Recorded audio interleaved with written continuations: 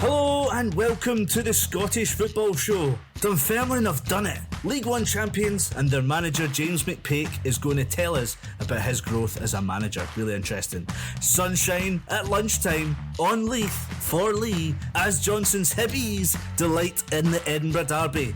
And Callum Davidson's sacked from St Johnstone, which means 8 managers have lost their job in the Premiership this season. What's going on?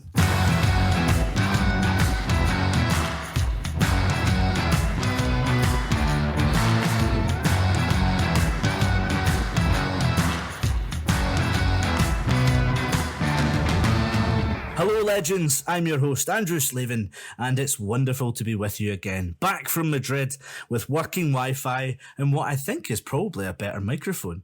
There's camera temperatures, but it's very much boiling over in Scottish football, and here to stir the pot with me is my good friends, senior producer Laura Brannan and football filmmaker Findlay Marks. Welcome to you both. Hello. Hello. How you doing? I'm doing very well. How was your guys' weekends? Finn, what have you been up to? I was actually working all weekend. Boo.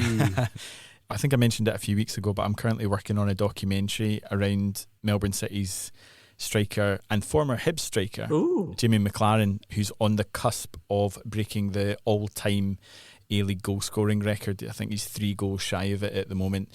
There's a bit in the documentary where his wife Eva is talking about going to watch Jamie play, and this was actually before his Melbourne City days when he was playing for Perth Glory. And she talks about being sitting around all these other footballers' wives in like Valentina heels and stuff, and she's there with a seltzer in one hand and a hot dog in the other. Yes. And Jamie scores a goal and she goes absolutely crazy, then misses her seat on the way back down, and basically there's just her surrounded by all these like glamour models, and she's there covered in like beer and hot dog having a great time. So it's a really fun wee documentary, so I'll share it once it's done. But yeah, it's been good fun to work on, and it's nice to actually talk about my actual job, which is football related.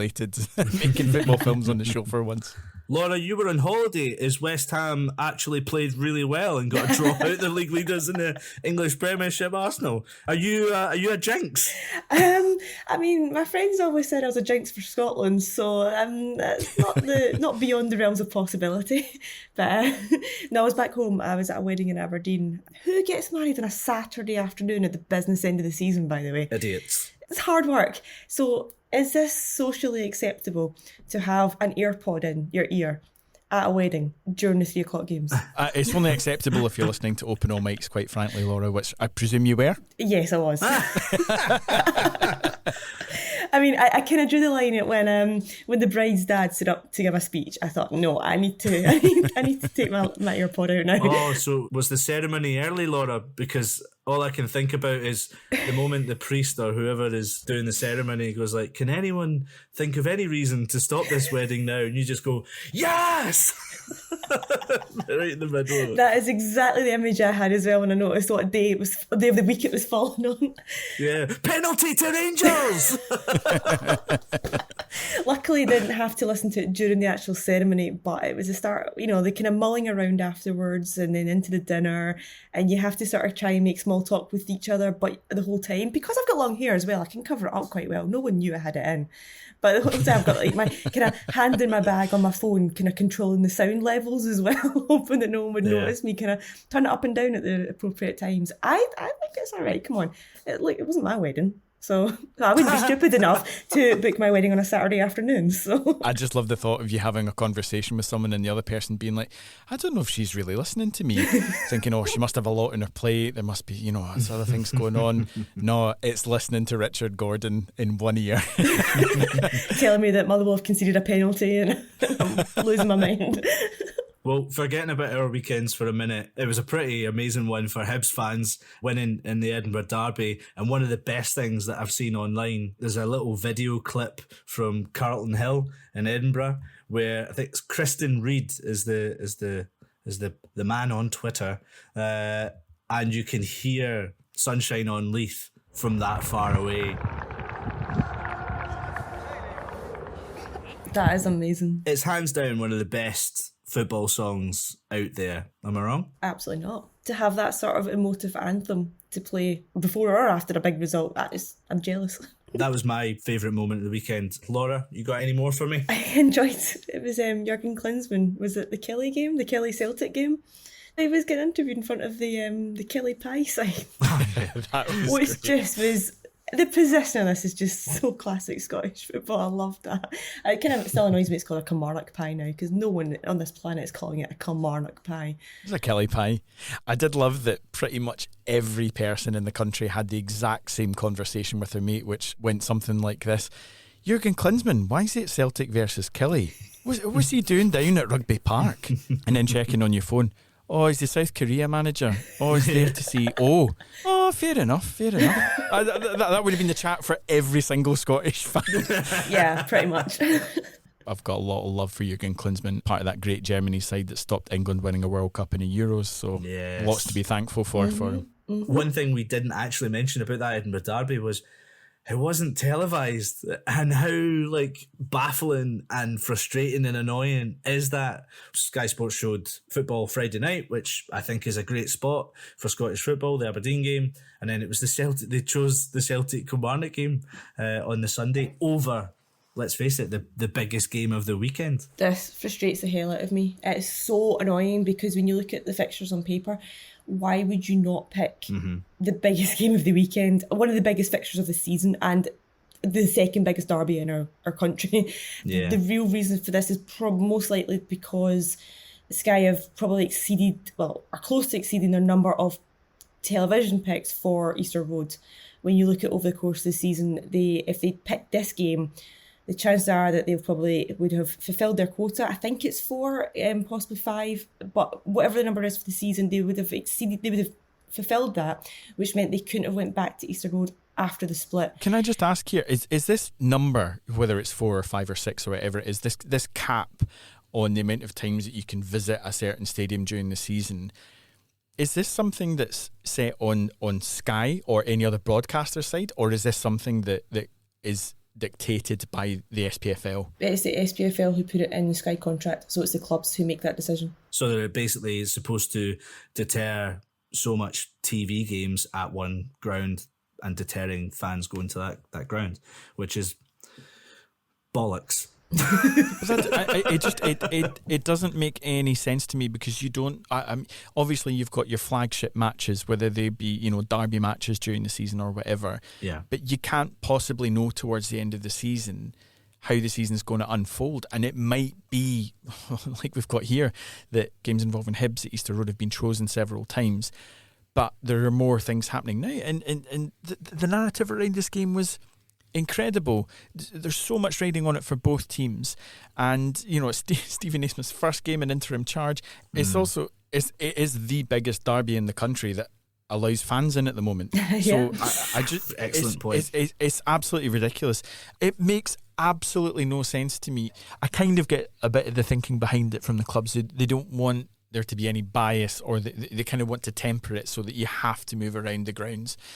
But to me, it just seems so. It's cutting off your nose to spite your face. It just seems so draconian. I don't know. The whole thing just kind of depresses me. But it's just all very SPFL. But speaking of one shite governing body to another, what do we make of the news? What do we make of the news of the SFA joining Team GB for the Euro 2028 joint bid? Team Get Bent. Laura, you're a big fan of international football. You'll be all over this. You'll love this, surely. Oh, huge fan. Absolutely huge fan. And I can't even say that with a straight face and pretend that I actually think that.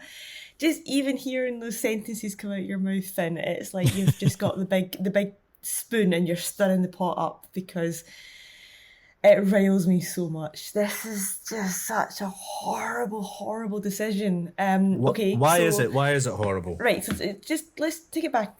So a few days ago, the SFA and all the other football associations across the UK and Ireland announced that there is going to be a joint bid to try and win, to be awarded the hosting duties of Euro 2028. I know this has been kind of in the works for a while now. It was confirmed, and it was confirmed the details as well. So I think it's 6 stadiums in England would be getting used, one in Wales, 2 in Ireland.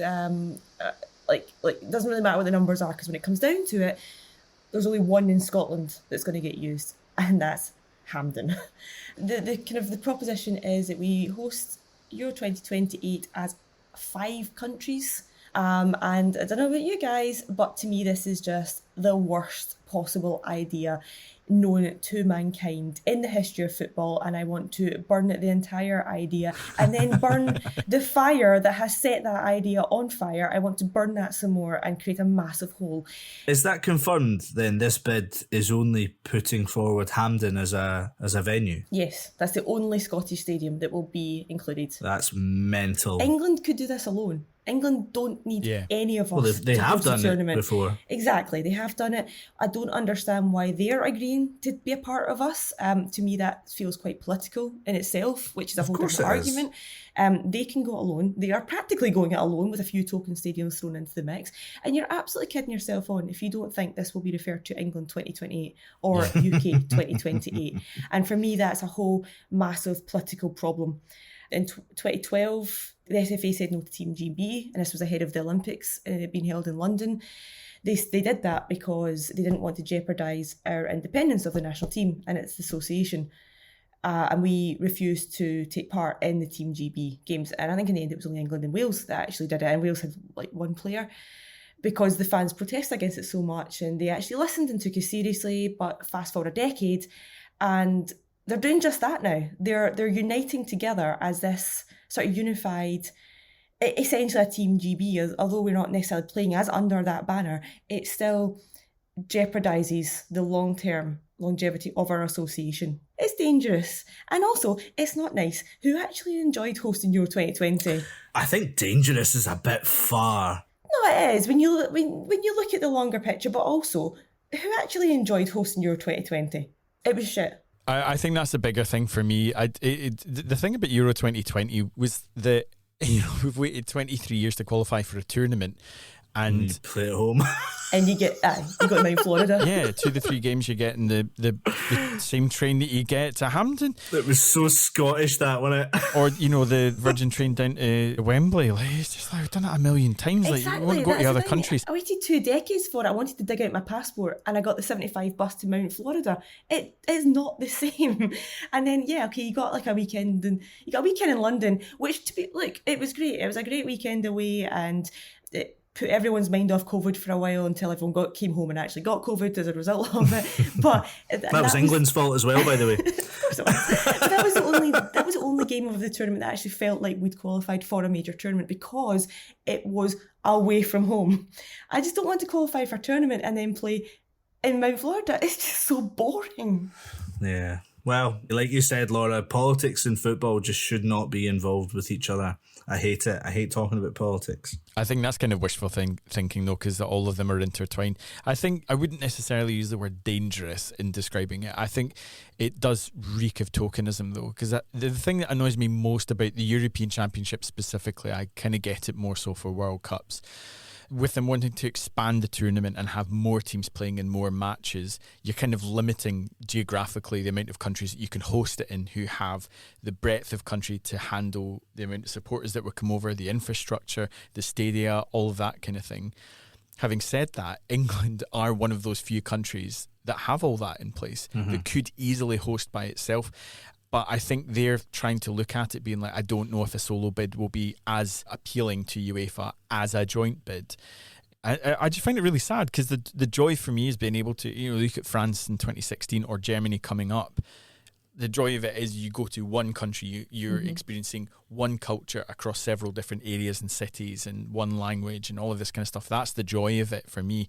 It's not being spread across 5 different countries. That was Euro 2020 was rubbish. Like, how can you, it was terrible, with a straight face, be like, oh yeah, this is great, we're going to Azerbaijan. Like, Wales fans haven't go to Azerbaijan for one game and then Rome for the next one. It's awful. However, remember that, say Scotland got to the semi-finals, we would have been like, what an experience! Oh, that was amazing! Oh, I can remember when this happened and that happened. Oh, what an incredible thing! It's, But we would have been back at Wembley again. Getting COVID. But when you look at the overall forecast for the next few years and the last few years, even looking forward to the next World Cup, America, Mexico and Canada, there are 3 huge countries. You're so spread out. And alone, America could have done that on their own. They didn't. Easily. Mexico or could have Canada. done it. Canada could have done it. Yeah. Exactly. And that is going to be known as America 2026. And it's disrespectful to our 2 countries, but that is how people are going to think of it. Yeah. You look back on previous ones as well. It's the same thing. Sorry, Germany 2024 is what makes it so special, because it feels almost old school, where it's just one country, it's easy to get to, the infrastructure is brilliant, and it just feels like no matter whether you're playing in Hamburg or you're playing in Cologne, you're going to be able to get between cities in the country easily and move around the way that all the stories we heard growing up from our parents. That is exactly what we should have for a tournament, and this is absolutely not it.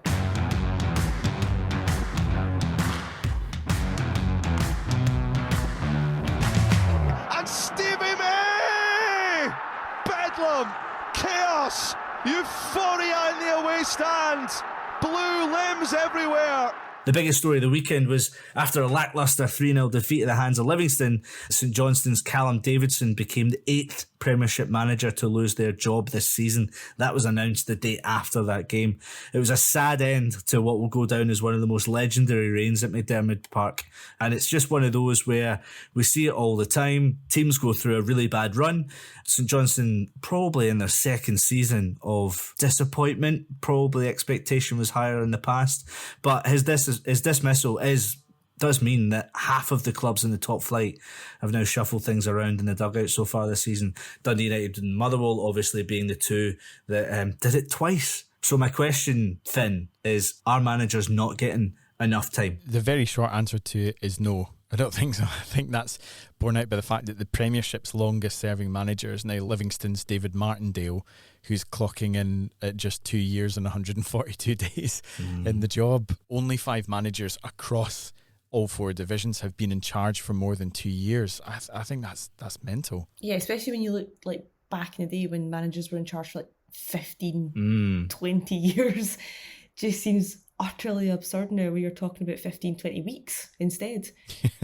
I mean, you look at it across the divisions, and we'll go back to obviously Callum Davidson in more detail, but when you look at everyone, it's like Robbie Nielsen, we talked about how in previous weeks it was only a short run of games that he went on where they weren't picking up points. You look across at Van Bronckhorst as well. Jack Ross only got 7 games at Dundee United. Like, how does that feel when you suddenly go on a run of 3 or 4 games and managers are thinking, my job's actually on the line here? That's mental. I think bringing it back to Callum Davidson, something that I think was quite obvious. A lot of people in Scottish football would immediately think, what? Why is he getting sacked? He won them the double like 2 years ago or 3 years ago. And it was a fair point that came up in our chat that, okay, we're not St Johnstone fans. We don't watch St Johnstone week in, week out. We don't know all the wee little things that go on. So everyone can have their opinion, but it sounds a lot like most St Johnstone fans didn't want this to be the sort of way Callum Davidson would end up leaving the club, but very much it was a sign that things just weren't right and that his departure was fairly inevitable just because of the way that the team was playing. The one thing for me really is he did seem to be backed as well. I mean, the likes of Jamie Murphy coming in, Conor McLennan coming in from Aberdeen. These are good players, but he's not getting the best out of them, and that's what he was able to do. And interestingly, in his post-match interview as well at the weekend, he would say he would take this season over last season when they were really fighting the relegation battle. I don't know what you guys think, if he did deserve more time. I mean, St Johnstone have had another fairly inept season. Looking at this season and last season, they've been pretty poor across both of them, and a lot of them seem to be quite similar issues as well. I think a lack of goals has been a very regular theme over the last couple of years. Even if you look back to their double cup win in 2021, they scored just 9 goals at home in the entire league campaign and just 36 in total throughout the season. I think there's a bit of an over-reliance on I was going to say an aging Stevie May, but he's only about 30. I think he just looks a bit older, tough paper round. But he's since and when he's been on form, St Johnstone have done really well. They had a little purple patch just before Christmas where I think Stevie May scored a handful of goals and they got some really good results. But I think he's only scored 2 goals since the turn of the year, and they were both in the same match. So in the 14 matches they've played, 13 of them he hasn't scored in. And kind of like the Nielsen thing, I think as well, it is difficult when you're trying, when all you can really see is objectively, Davidson is, in terms of trophies, the most successful manager in St Johnstone's history. He's given them probably the greatest season of their lives. Sadly, it was when no fans were allowed in to see it. But it's astonishing what he accomplished at St Johnstone in that 2021 season. That doesn't guarantee you a job for life. No, exactly. And it can. Like, football fans are fickle. We know that. And a lot of the time they're just like, yeah, but I know you did all this, but what have you done for me lately? And it's different at different clubs. But there was even, anecdotally speaking, as a Rangers fan, there was a similar kind of thing around Giovanni Van Bronckhorst. People from the outside are like, how can you sack Van Bronckhorst? He's barely lost any games. He got you to a European final. And while those things are true and they were brilliant, watching the games week to week, you're like, yeah, but the football is dire. There are no tangible signs of progress. And the fact of the matter is, really, the league was done by Christmas because of the ineptitude of the team that he'd put around. So there is that argument of, if you feel, and it's something you can't even sometimes explain as a fan, if you feel your club is stagnating or regressing, and I think St Johnstone have regressed, that's the thing, Hearts have regressed, then you need to look at what's happening and try and do something about it. It's just, there's this thing about in Scottish football and in football overall, but I just wish we could go back to those days of having managers sticking with them, even if they get relegated, to try and, allow them the chance to build the team back up. Just, I don't know, maybe there's too many success stories looking at the change of managers to justify harking back to those old days. But I wouldn't be surprised if we find ourselves, we're already doing it now with the likes of Barry Robson at Aberdeen or Kettlewell at Motherwell, and thinking, what a great job they're doing. But in 6 months' time, they could be without a job, and we could be like, the football was terrible. But these are people we all love in the game, or we like to hear what they have to say or whatever.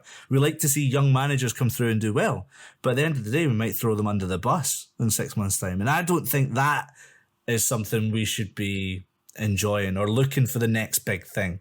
It's also when you look at the fact that Lee Johnson was almost a victim of this himself at the start of the season. When I think we even said on the show, it's a matter of when he gets sacked rather than if, because he had such a poor start to the campaign. And it was just like nothing was clicking for him. It didn't seem like it was working for him in Scottish football, for him the Hibs.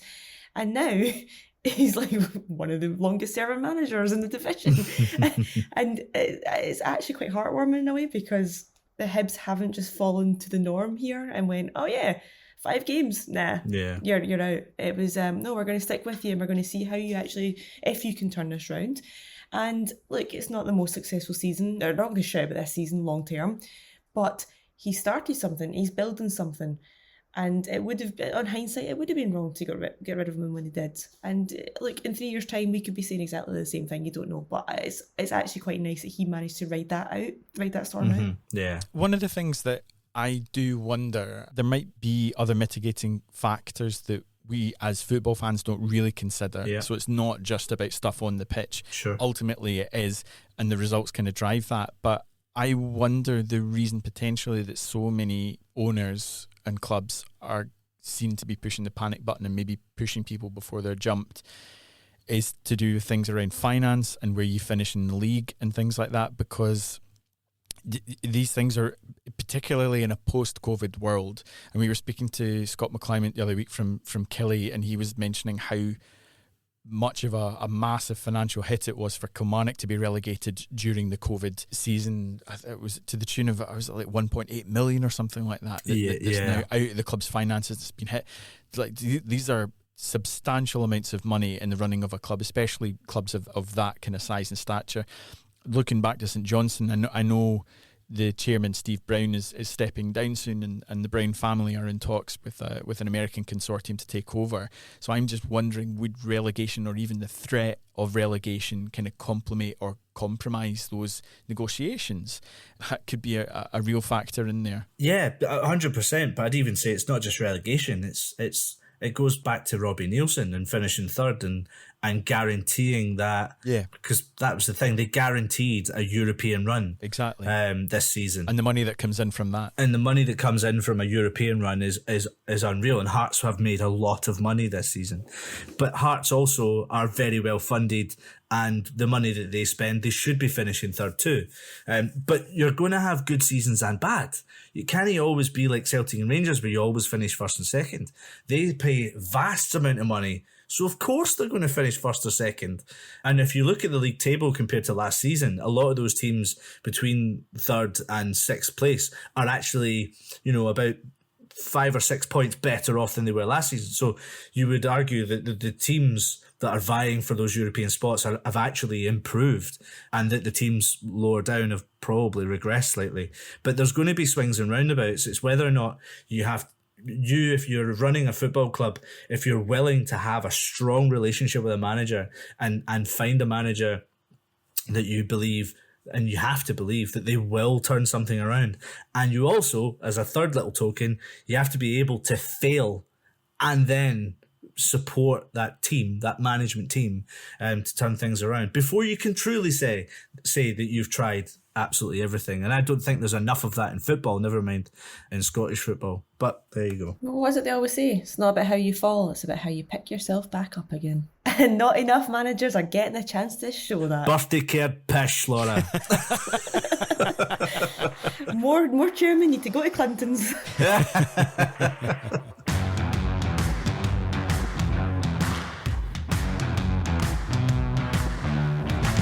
You think I'm going to answer a stupid question like that? Right, quick roundup of the weekend. We did mention Hibs Hearts very briefly. The thing about Hearts, guys, is that's 6 defeats in a row now. Obviously, Stephen Naismith's first game in charge, is an interim charge, I should say, until the end of the season. Not a good start for him. It's now their worst run of defeats since the 07-08 season. It's also the joint second worst run of defeats in the club's history. So maybe off the back of our discussion about managers, maybe Nielsen should have got sacked. Rangers St Mirren 5-2, lots of goals. Oh, what a goal from Mark O'Hara, by the way. He's first of the two. Which one? His first one's surely a goal of the season contender. This boy's on fire just now. He scored 5 goals in 6 games, and he's into double figures now for this season. I would be amazed if he does not win the club's Player of the Year award. Disappointing though that it happened in a day that they got absolutely pumped in the end. I think it tends to happen quite a lot, especially when sides go to Ibrox or Parkhead, that they can hang on for a certain amount of time, and then just kind of the last 15-20 minutes of games that can be the difference. I think it was kind of from Rangers side just more of the same. It's all very tired, it's all very lacklustre. I think they're just kind of limping to the end of the season now. What was interesting was the departure this week of football director, technical director, whatever you want to call it, of Ross Wilson going to Nottingham Forest. Yeah. And also the news that Douglas Park, the chairman, is stepping down as well. So at all levels, I think at Rangers, it looks like they're gearing up for a fairly big change on and off the park. I don't think it's before time, but it'll be interesting to see how that goes over the summer. Interesting. I wonder if Steven Gerrard will end up at Nottingham Forest in the summer. More than that, I'm just hoping that Ross Wilson, spies up massive undiscovered gem Rabi Matondo and signs him for £50 million for Nottingham Forest in the summer. That would be great. Motherwell had a bad weekend, Laura. 2-1 to Dundee United. A huge win for them. They're now up to 10th. Massive. Look, Dundee United needed these points far more. It was a massive result for them. And they seem to be getting momentum finally, just at the right time of the season. It's also, I couldn't believe this, it's the first time Dundee United have won a Saturday 3pm kickoff this season. Mad. Wow. That's mad, yeah. That is mad. It's weird how those little things can happen in a season. Aberdeen 5 points clear in third place. They beat Ross County 1-0 in Dingwall. Barry Robson's a shoo-in, I would have to think, in the summer. The turnaround is absolutely insane. Like, just 3 months ago, they were losing to Darvel in the Scottish Cup. And not by fluke either. And, you know, around about that time, I think they shipped 11 goals in consecutive games in Edinburgh. And now they've turned it around to be 5 points clear. It's astonishing what Barry Robson's done there. And the confidence that he's been able to get back into the likes of Miofsky and Duke. Now, Duke, I just think, is a wonderful player. His work rate is insane, and he's got great finishing ability. But speaking of teams with great work rate, Celtic on course for the title. It's a shoe-in themselves. 4-1 against Kilmarnock. This was I've never seen such a more dominant performance than the first 20 minutes. This is nuts. I thought the game was kicking off at 12:30 and not 12. So I missed the carnage at the start, and it was when you put into the group chat saying that Kyogo had missed a penalty to make it 4-0. I was just like, sorry, what? And I thought, what day is this? What time is this? Have I missed a full match? Is this at 75 minutes or something? It was just mental that they kind of Celtic are just rampant right now. When you're playing such a well-oiled machine and one that's just brimming with confidence, I like that. So that Celtic hit 100 league goals for this season. The last time they did that was 1966. The club record is 116 goals set in the 1915-16 season.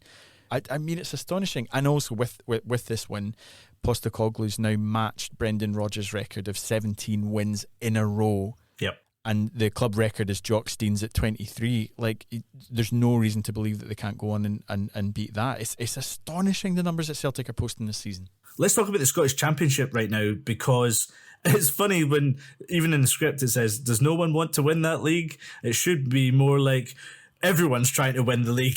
It just seems to be flip-flopping so many times. Obviously, Dundee came from 3-1 down to get a big point really in the end against Morton. It's just mad at this league. So you look at, it was a share of the spoils, great football phrase, between Partick Thistle, who were third, and Ayr, who are fourth. I think incredibly, you know, with just 3 games left, 5th place Inverness Cally Thistle could still possibly win the title, because they're just 7 points behind Dundee. It's the running's going to be absolutely incredible, and we've talked about it a couple of times. I think the final day showdown between Dundee and Queen's Park is going to be absolutely electric. I'll put you on the spot now then, Finn. Who's going to win? I think Dundee will get there, but I'm going to make the prediction that it'll be Partick Thistle that make the playoff. I did not know how to call this. I really don't know how to call this at all. I really would actually quite like to see Queen's Park come up though, just for a little bit of a change. Something a wee bit different. Cove still bottom of the table. Hamilton lost at the weekend. Arbroath only managing a draw away at Wraith Rovers. So the battle to avoid the drop at the foot of the table is very much alive, guys. In League 2, Stirling Albion have all but secured the title. The 93rd minute winner wasn't quite enough to get them over the line this weekend, but that's because the Beano's rearranged title showdown with Dumbarton was called off for a 4th time earlier last week. If you've not listened to last week's show, you need to catch up, because Graham Ruffin was on talking about this game, and it was recorded the night before the Dumbarton game, and he was preempting if this gets called off for a 4th time, he was going to absolutely lose his mind. And you can really hear in his voice. You need to listen to it, because it's very funny now in hindsight listening back. Quick shout out to East Fife as well this weekend. They won 8-0 at against Stranraer, and that was also just by having 9 shots in target. Like, not even Celtic can dream of being that clinical. But the champions have been confirmed in League 1. We're going to discuss that after this wee break.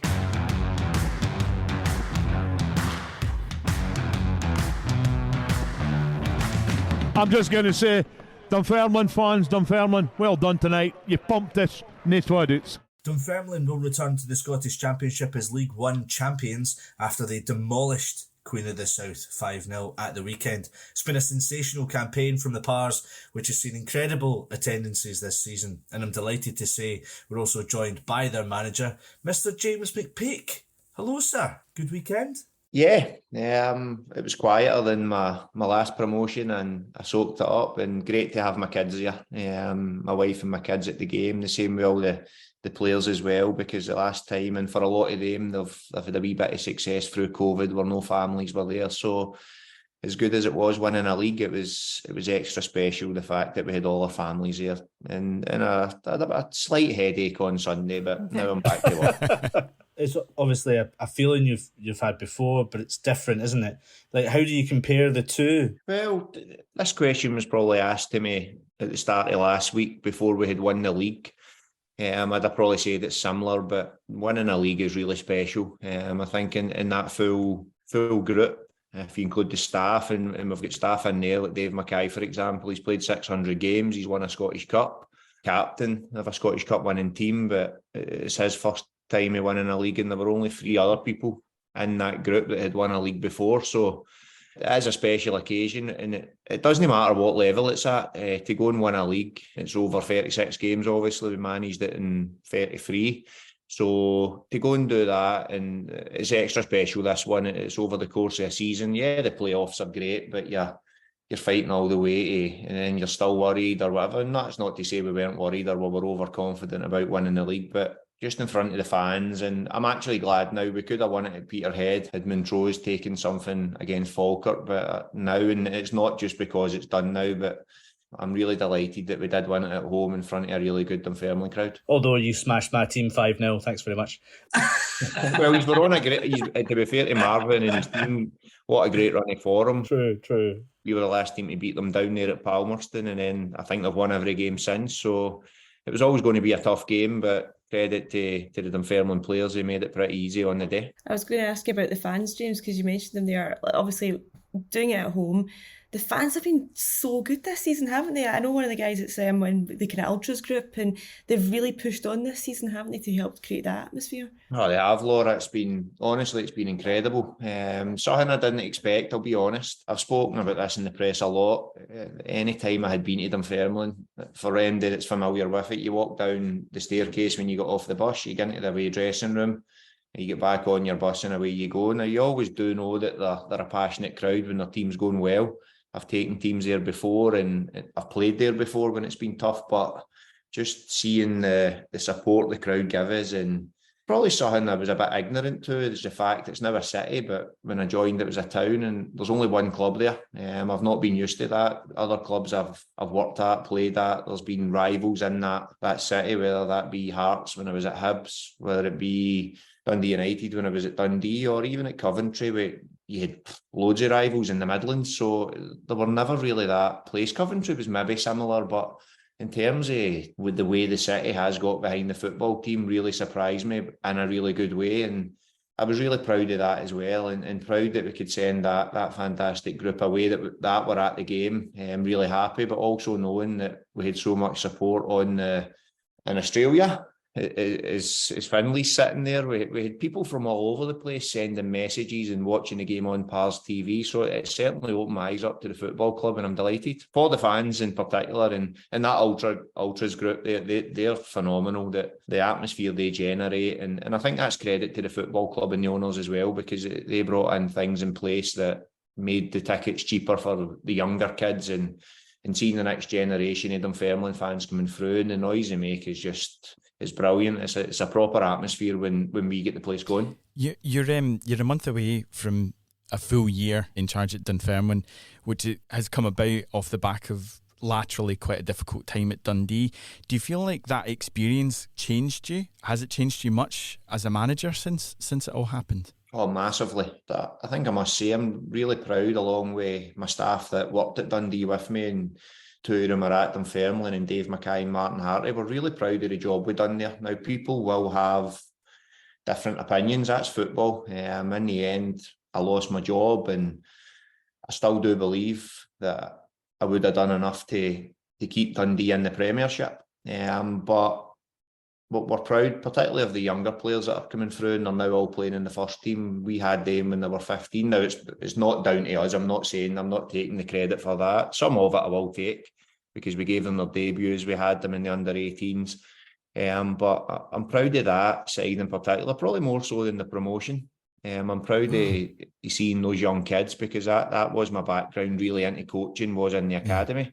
I had a couple of great conversations when I did get sacked. One in particular was with Derek McInnes, and again, I'll just be brutally honest. I got sacked, and I didn't want to go round to the wee Tesco that's 2 minutes from my house. I didn't want to bump into anyone. I didn't want to meet my neighbours in the street. And it's when Derek phoned me and said, you need to get out and like, you've done a good job, don't be ashamed. And I think he was doing it, and Derek's obviously experienced that at his time at Aberdeen, his time at Bristol City. And I'm not sitting here saying Derek's someone I speak to all the time, but I felt it was really good of him to pick the phone up and have that conversation. And from that, I went out, I done some media work. And then the other thing he told me to do was just reflect, but in a way that probably isn't natural to human beings, where you want to hear the good stuff. But I picked the phone up to the people closest to me in football and asked them what I'd done wrong. And I says, you need to be brutally honest with me. And there were a lot of that, trust me,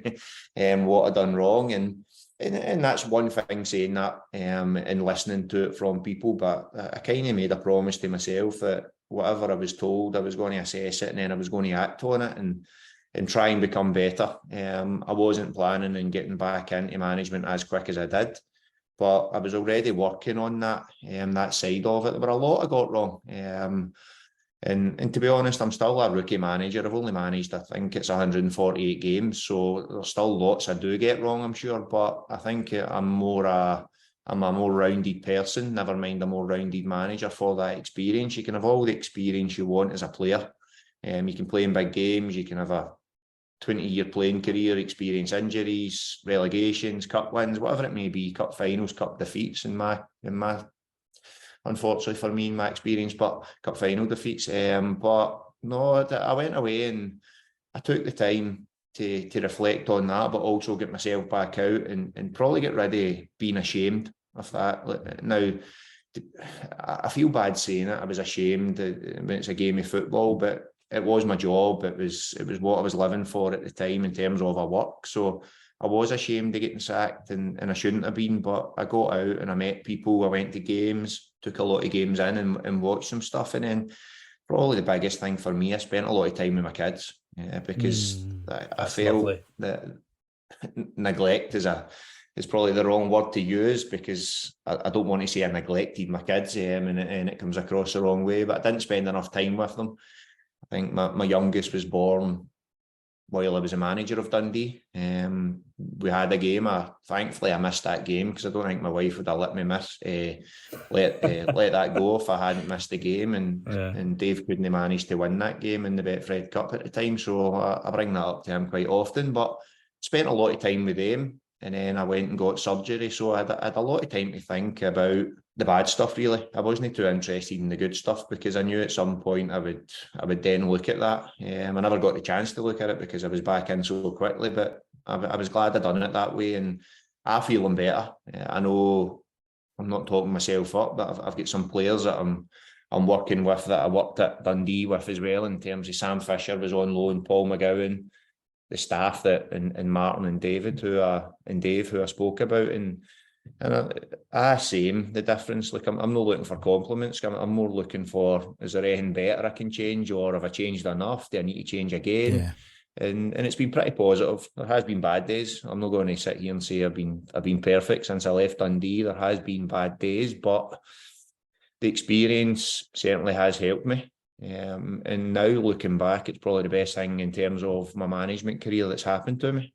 I just need to say quickly, James, if it's any consolation, my granddad, who's 92 years old, lifelong Dundee fan, he was absolutely raging when they got rid of you. Nah, you're just saying that. I'm not. I took him, actually, interestingly, to see the game against Motherwell when Laura was actually still working at Motherwell, so she was freezing her bum off on the sidelines, capturing all the stuff. But it was a game that Dundee won 3-0.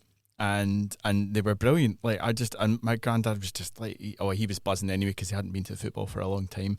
Watching the team that day, I was just like, they might not get a result every week, but there was more than enough going on that I was like, you'd be confident to stay up. It blew my mind, and my granddad was absolutely raging. So if he's a kind of a cross section of the support, then just if that's any consolation. But it's turned out very much, kind of Dundee's loss has been Dunfermline's gain, and it's been such a sensational season. Just looking forward to to next year going up, you've already got the experience of having managed not just in League One, not just in the Championship, but at the top level as well. Do you feel going into next season you'll be prepared for that your experience as a manager so far, albeit you're a relatively young manager, will stand you in good stead and the team in good stead? And are you already putting those things in place for a really good season in the Championship next year with Dunfermline?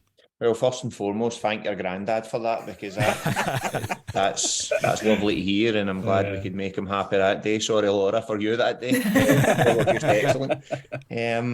No, look, I think we've got a lot of players in our squad at the minute that have played in the Championship. Craig Whiting's won the Championship a couple of times. Kyle Benedictus has won it. So there's enough experience here. So even without talking about me, I think we're pretty well equipped to go up to that league and do okay. Now, that's the aim at the start. We want to go up and do okay. We said that in this league, and that's where our owners are really good. They sat in my house, and at the start I didn't believe them, because they're saying there's no pressure to get promoted, there's no promotion. We don't even want to speak about promotion. We just want to win games.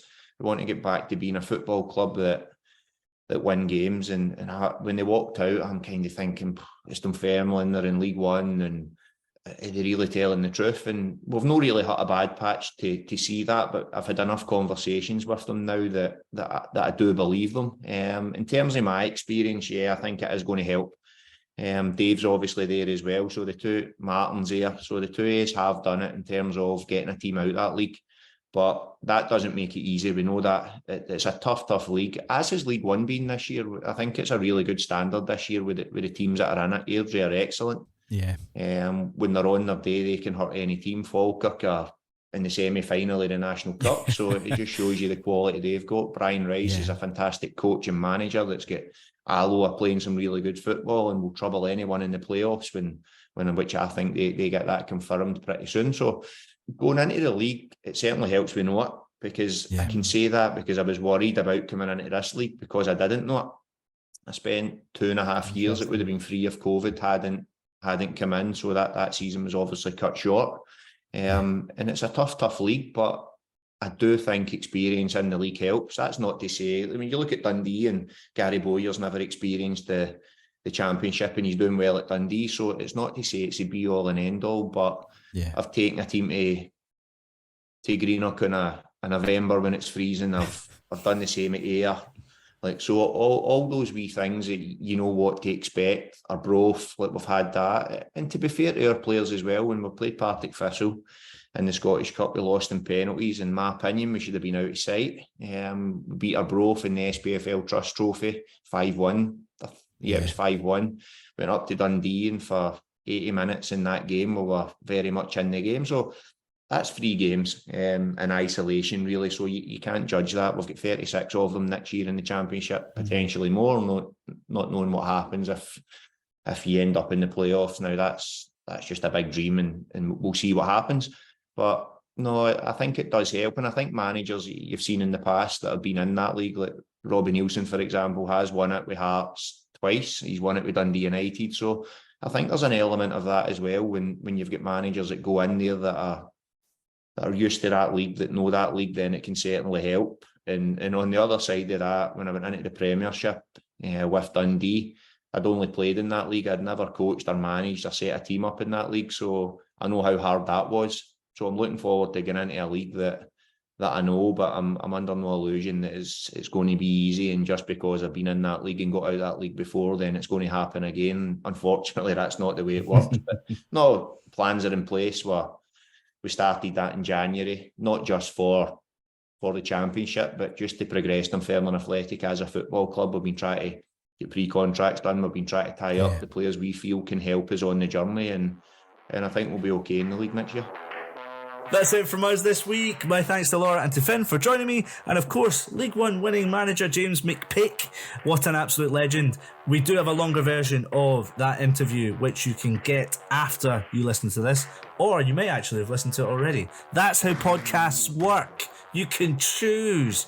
But if you enjoyed our pish for another week, why not rate us on Apple Podcasts or Spotify or wherever you listen to this show. And you can always chat to us as well on Twitter at TSFS Podcast. But we all know if you want an argument, piss to Laura. time to go and listen to something else now. Bye.